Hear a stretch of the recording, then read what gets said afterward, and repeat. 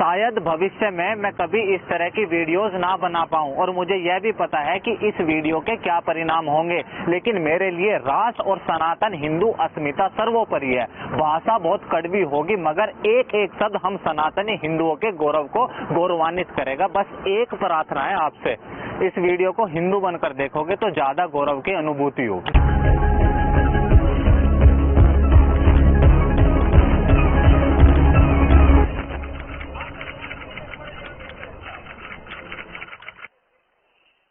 आप दुनिया का कोई भी सर्वे उठाकर देख लो, दुनिया के लोग भारत को केवल दो चीजों से जानते हैं, एक महात्मा गांधी और दूसरा ताजमहल। अक्टूबर 2017 एनडीटीवी के को फाउंडर प्रणॉय रॉय के शब्द थे ये। ठीक 2 साल बाद अक्टूबर 2019 चीन के राष्ट्रपति भारत दौरे पर आए। नरेंद्र मोदी शी जिनपिंग को किसी आलीशान गेस्ट हाउस या हाईटेक जगह नहीं मिले, वो शी जिनपिंग को लेकर गए तमिलनाडु के महाबलीपुरम मंदिरों में। 2 साल बाद भारत सरकार मिनिस्ट्री ऑफ टूरिज्म 2021-22 की अपनी एनुअल रिपोर्ट पब्लिश करती है। डियर प्रणॉय रॉय, इंटेलेक्चुअल्स और pseudo secular, gone are the days. गए वो दिन जब भारत की पहचान ताजमहल होया करती थी। आज फॉरेन टूरिस्ट की उनकी पसंदीदा डेस्टिनेशन तमिलनाडु की वही जगह जहां नरेंद्र मोदी और जिनपिंग मिले थे, महाबलीपुरम बन गई है। अब ये ताजमहल मकबरे से महाबलीपुरम मंदिर, भारत की ये सनातन पहचान कैसे मजबूत हुई? इससे पहले हम हिंदुओं के दिमाग में ये ताजमहल एक अजूबा कैसे बना? देखो, ताजमहल एक मकबरा है जिसके अंदर 2 कब्र है, शाहजहां और मुमताज महल की। शाहजहां ने मुमताज के मरने के बाद उसकी याद में यह आलीशान मकबरा बनवाया। ऐसा हमें किताबों में पढ़ाया गया है। अब भारत में मकबरे तो सैकड़ों हैं, तो फिर केवल ताजमहल ही क्यों? ऐसा बिल्कुल भी जरूरी नहीं है कि अगर किसी का शरीर आजाद हो तो उसका दिमाग गुलाम नहीं होगा। अंग्रेजी भाषा, गोरा रंग और वेस्टर्न लाइफस्टाइल, बेशक अंग्रेज बहुत पहले ही यहाँ से चले गए हों, लेकिन इन 3 चीजों की गुलामी आज भी कुछ लोगों के इस दिमाग में है। ताजमहल का रंग उसके आकर्षण की वजह बोलूंगा तो कुछ लोगों को हंसी आएगी, क्योंकि उन्हें तार्किक बातें सुनना ज्यादा पसंद है, तो आज लॉजिक पर ही बात करते हैं। ताजमहल की कला, उसका आर्ट, आर्किटेक्चर उसे दुनिया का 7वां अजूबा बनाता है, जिसका जीवन मुगलों का इतिहास पढ़ने में निकल गया, जो अब तक अकबर और औरंगजेब को महान सुनता आया हो और जिसने कला के नाम पर केवल मकबरे, लाल किला और ताजमहल ही देखा हो, जरूर उसे ताजमहल में अजूबा दिखेगा। दिखाओ इन्हें एक बार। बृहदेश्वर मंदिर, पद्मनाथ स्वामी मंदिर, श्री रंगम मंदिर, मीनाक्षी मंदिर, कोपेश्वर मंदिर, कैलाश मंदिर, मोढेरा सूर्य मंदिर। कला, आर्ट और आर्किटेक्चर क्या होता है उसकी परिभाषा है ये तो 900 साल तक यहाँ हमारे ऊपर आक्रमण हुए, वरना दिखाते कि सनातन संस्कृति में दिव्यता और आकर्षण क्या होता है। क्योंकि शाहजहां ने मुमताज के मरने के बाद उसकी याद में, उसके प्यार में ताजमहल को बनवाया, इसलिए दुनिया के लिए ताजमहल एक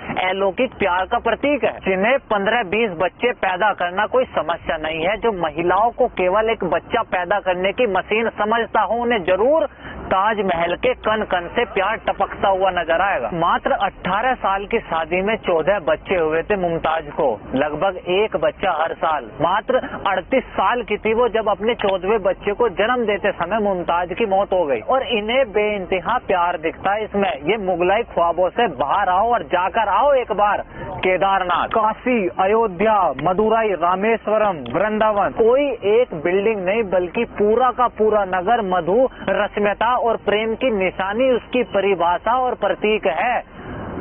प्रभु श्री राम एक कल्पना नहीं है, बल्कि राम सेतु आपकी कल्पना से बाहर है। अगर सनातन के पास सच में ही इतना सब कुछ है या था, तो आज तक दुनिया या यहाँ के लोगों को क्यों नहीं दिखाई दिया? जब देश में सरकार ऐसी हो, यहाँ के इतिहासकार, इंटेलेक्चुअल इंस्टीट्यूशन ही मुगलों और अंग्रेजों को ही नेशनल बिल्डर मानते हो, तो आपको कहाँ से और कैसे यहाँ सनातन दिख जाता? सनातन मजबूत होना शुरू हुआ 2014 से और दिखाई देना शुरू दिया 2019 में। प्रधानमंत्री मोदी के आने के बाद इस देश ने अपनी खोई हुई सनातन पहचान को कैसे मजबूत करा, इस दृढ़ संकल्प को कर्म अनुसार समझिए। सबसे पहले पहनावा, आपके कपड़े, किसी के कुछ बोलने से पहले उसकी वेशभूषा काफी कुछ आपकी पहचान बता देती है। दुनिया के सबसे बड़े इंटरनेशनल प्लेटफॉर्म्स पर जहां आप मात्र दिख जाए वही बड़ी बात होती है। BRICS summit, G7 summit, G20 summit, Quad summit, UN assembly, अपनी भारतीयता को केवल गर्व से पहना नहीं है बल्कि दुनिया के सामने स्वाभिमान से प्रस्तुत करा है।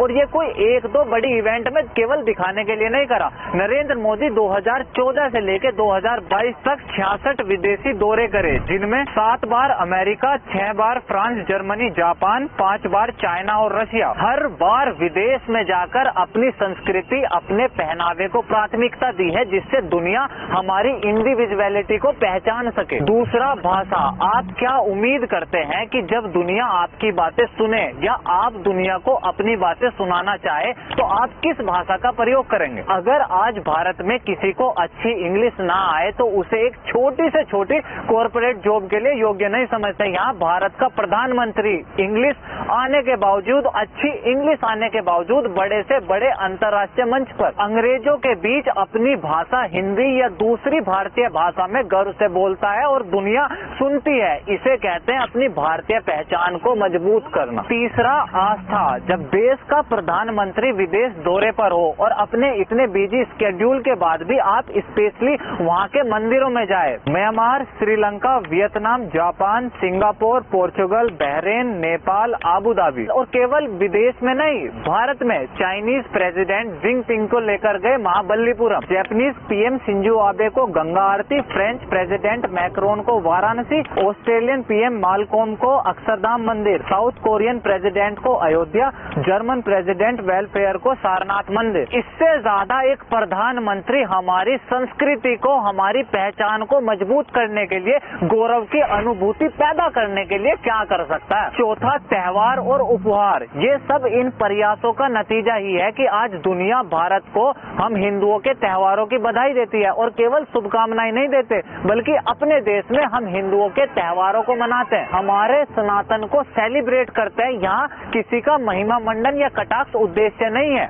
लेकिन 2014 से पहले भारत सरकार के पास दुनिया के लिए क्या उपहार थे? वो मिनिएचर जो मुगल प्रिंट से बना हो, लाहौर किले की ऑयल से बनी पेंटिंग जो तस्वीर जहांगीर ने प्रिंस खुर्रम को दी थी, वो भारत सरकार हिलरी क्लिंटन को दे रही थी। ये थी हमारी पहचान दुनिया के लिए। और आज का भारत दुनिया को क्या उपहार दे रहा? श्रीमद् भगवत गीता, गुरु ग्रंथ साहिब, वाल्मीकि रामायण, गुरु गोविंद सिंह जी की पेंटिंग, राम दरबार। इससे ज्यादा और क्या ही उम्मीद कर सकते हैं अपनी सनातन अस्मिता को और ज्यादा गौरवपूर्ण करने के लिए? पांचवा और आखिरी, धार्मिक स्थलों का उत्थान और पुनर्निर्माण। हम सनातनी हिंदू आज तक अपनी अयोध्या को फैजाबाद नाम से जी रहे थे, लेकिन जब प्रधानमंत्री ने उसी भूमि पर सनातन संस्कृति अनुसार भव्य राम मंदिर निर्माण का भूमि पूजन करा, तब जाकर दुनिया को हमारी अयोध्या में दिव्यता का पता चला। सोमनाथ पता नहीं कितनी बार लूटा तोड़ा और फिर बना, आज उसका ऐसा सौंदर्यकरण हुआ है जिसे देखने मात्र से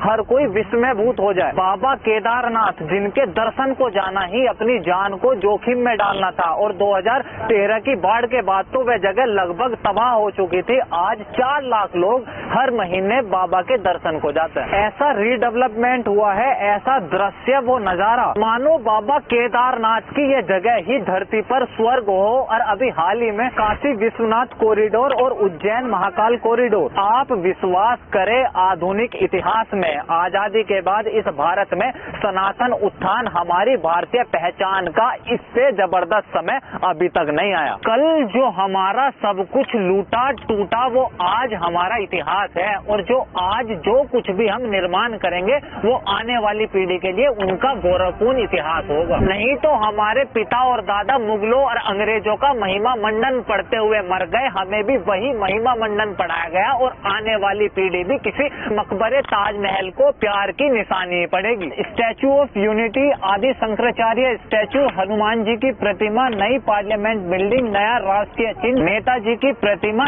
स्टैचू ऑफ इक्वलिटी, राम मंदिर निर्माण, 4 धाम यात्रा और जगहों का नाम बदलना यह बकवास या पैसों की बर्बादी नहीं है। यह आज का भारत अपने भविष्य में होने वाले गौरवपूर्ण सनातन इतिहास को लिख रहा है, और ये दायित्व किसी एक खास विशेष आदमी की जिम्मेवारी नहीं है। यह इतिहास हर एक सनातनी हिंदू की आहुति मांगता है। अब समय मात्र खून से नहीं, व्यवहार से सनातनी बनने का है। आपको बहुत कुछ कहना और बताना है, लेकिन उसके लिए अभी सही समय नहीं है। फिलहाल के लिए मेरा ये काम जरा भी पसंद आए तो प्लीज द टॉक शो को फाइनेंशियल सपोर्ट करें और अगर आप चैनल को सब्सक्राइब करोगे तो मुझे और ज्यादा ताकत मिलेगी अपनों के लिए लड़ने में। This is Alok Kumar from talk. See you next video. जय